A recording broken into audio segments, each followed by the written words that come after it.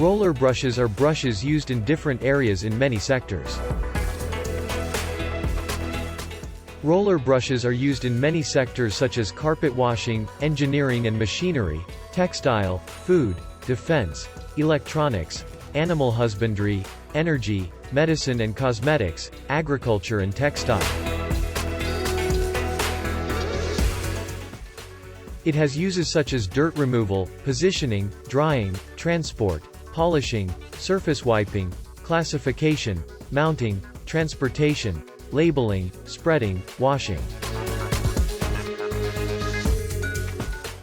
Roller brushes increase the functionality of the materials used as spare parts in machinery and equipment.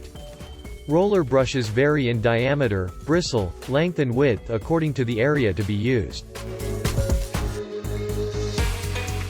At Hilal Brush, thanks to the wide knowledge and experience of our engineers and technicians, we produce the brushes that meet our customers' needs.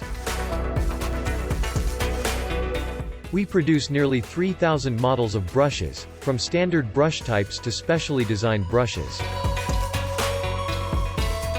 On account of the R&D and innovations we have made in our CNC production line, we make sure to produce the highest quality of brushes.